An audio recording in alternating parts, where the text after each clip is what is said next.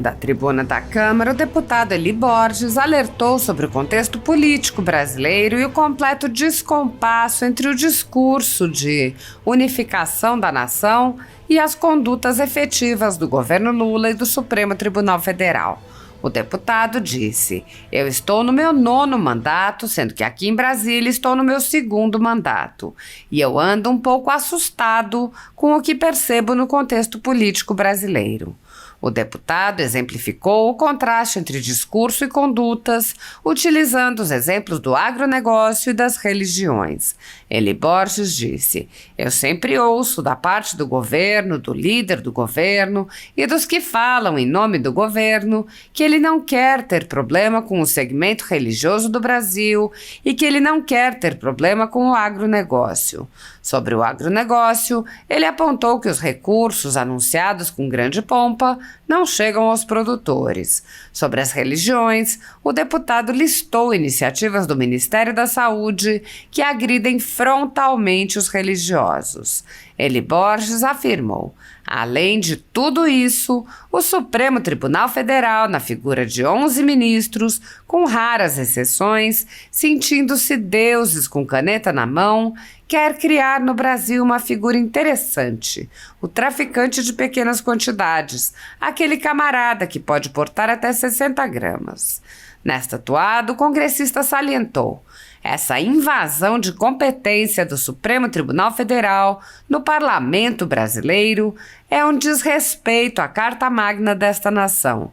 Tribunais em movimento, pessoas que buscavam a liberdade da nação sendo punidas e presas sem o devido processo legal." O deputado questionou o discurso de Lula. E aí surge a figura ilustre do presidente dizendo que quer unir o Brasil. Unir não sei em torno de quê. Respeite a família, respeite a vida, não trabalhe a liberação de... Converse, já tem quase 80 anos, deixe um legado decente para a nação brasileira. Ademais, o congressista advertiu: "Ficam o meu registro e o meu protesto. Respeite os poderes da nação, mas cada qual no seu quadrado, por favor. Eu tenho direito à livre opinião e a quaisquer palavras e votos. Eu não estou aqui tratando ninguém em detrimento e eu convido o atual presidente, os atuais ministros e os poderes para uma conversa de gente séria, para unirmos este país."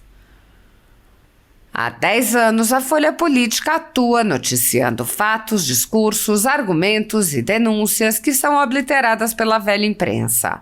Nosso veículo de imprensa dá voz às vozes conservadoras, ao anticomunismo, à defesa dos direitos fundamentais e da liberdade de expressão e de imprensa, além de trazer ao público os vídeos dos pronunciamentos de autoridades para que o público possa formar sua própria opinião sobre o que foi dito e não precise depender de relatos de terceiros. Quem controla a informação, controla em última instância a realidade. Grupos monopolísticos e cartéis que se associam com o intuito de barrar informações contrárias ou inconvenientes atuam em conluio com a finalidade de aniquilar qualquer mídia independente, eliminando o contraditório e a possibilidade de um debate público amplo, honesto, abrangendo todos os feixes e singularidades dos mais diversos espectros políticos. Controlando as informações, o cartel midiático brasileiro tenta excluir do debate e, em última instância, da vida pública, os conservadores e os veículos que dão voz a essas pessoas. A renda da Folha Política está sendo confiscada a mando do ministro Luiz Felipe Salomão, ex-corregedor do TSE, com respaldo e apoio de Luiz Roberto Barroso, Alexandre de Moraes e Edson Fachin. A decisão confisca, de forma indiscriminada, todas as receitas advindas do YouTube, indicando claramente que a intenção não é a de excluir conteúdos específicos, mas sim de calar o canal e eliminar o jornal. Há mais de 25 meses, toda a nossa renda é retida sem qualquer justificativa jurídica. Se você apoia o trabalho da Folha Política e pode ajudar a evitar que o jornal seja fechado, doe qualquer valor à empresa Raposo Fernandes por meio do Pix, cujo QR Code está visível na tela, ou por meio do código ajude@folhapolitica.org. Caso não utilize Pix, há a opção de transferência bancária para a conta da empresa Raposo Fernandes, disponível na descrição deste vídeo e no comentário fixado no topo. Há 10 anos, a Folha Política vem mostrando a realidade da política brasileira e quebrando barreiras do monopólio da informação. Com a sua ajuda, poderá se manter firme e continuar a exercer o seu trabalho. Pix ajude@folhapolitica.org. Assista. Presidente, eu estou completando o meu 9º mandato, estou no 9º mandato, e aqui em Brasília, no meu 2º mandato, mas eu ando, presidente, um pouco assustado com o que eu estou percebendo no contexto político brasileiro.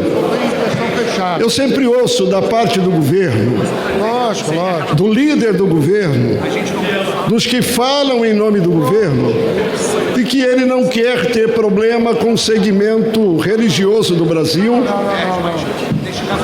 e de que ele não quer ter problema com o agronegócio.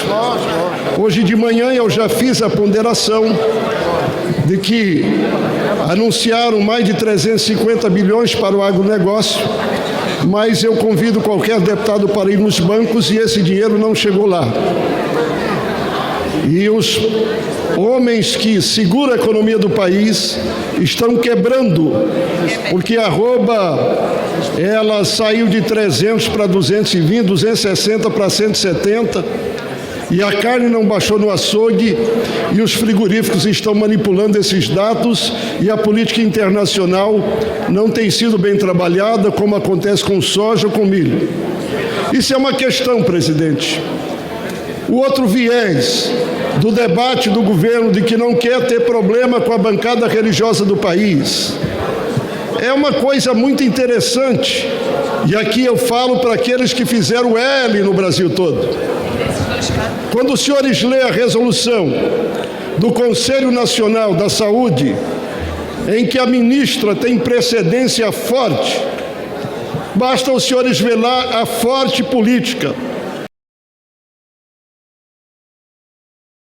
Sem precedentes na história, numa tentativa desta ser uma das prioridades do PPA. Nós vamos ver ali um esforço também no sentido de liberar o uso de drogas no Brasil, numa verdadeira promoção à destruição da nossa juventude, em nome não sei de quem, não sei para quê, mas uma prioridade da saúde brasileira. Nós vamos ver ali, senhor presidente, a questão do aborto sendo tratado como item comum, quando esquecem que uma criança na barriga de uma mãe até três meses é um ser que tudo dela está em movimento. Olha, temos que ouvir a mãe, temos que ouvir a avó, mas ninguém quer parar para ouvir essa criança. Essa criança também deveria falar, e se ela falasse, ela iria dizer: eu não pedi para nascer, deixa eu nascer. Ora, se isso é um problema de algum relacionamento indevido, mas qual é a culpa dessa criança? Eu sou advogado dessa criança. E como resolver isso? Cria um programa de adoção, de acompanhamento psicológico, porque a criança também tem direito de falar. Ela não pediu para ser gerada. Como se não bastasse a questão da proposta pelo Conselho Nacional da Saúde, a questão da liberação das drogas, a questão, senhor presidente, uma afronta à vida de milhões de inocentes. A ministra também já no início do ano, está promovendo em toda a estrutura de saúde do Brasil, quer seja nas escolas e quer seja também nas clínicas, nos hospitais, e até estabelecendo regra de facilitamento de liberação de recursos. E segue o bonde.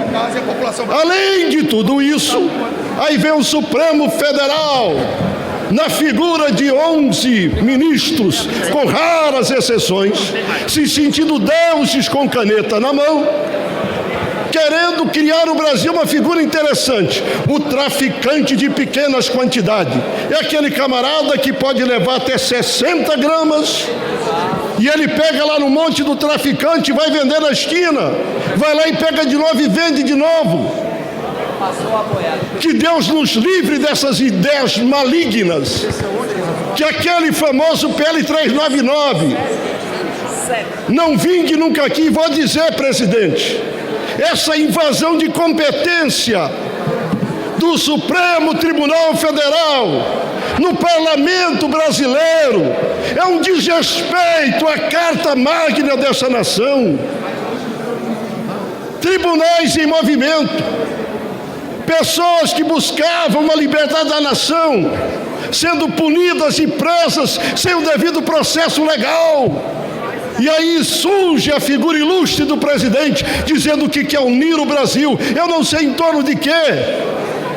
Respeite a família, respeite a vida, no trabalho, liberação de... Faça uma conversa. Já tem quase 80 anos e deixa um legado decente para a nação brasileira. Fica o meu registro, o meu protesto. Respeito os poderes da nação, mas cada qual no seu quadrado, por favor. Eu tenho direito à livre opinião, quaisquer palavras e votos. Não estou aqui tratando ninguém em detrimento, eu convido o atual presidente, os atuais ministros, os poderes, para fazer uma conversa de gente séria, para unirmos esse país. Que Deus nos abençoe. Peço o registro da Voz do Brasil.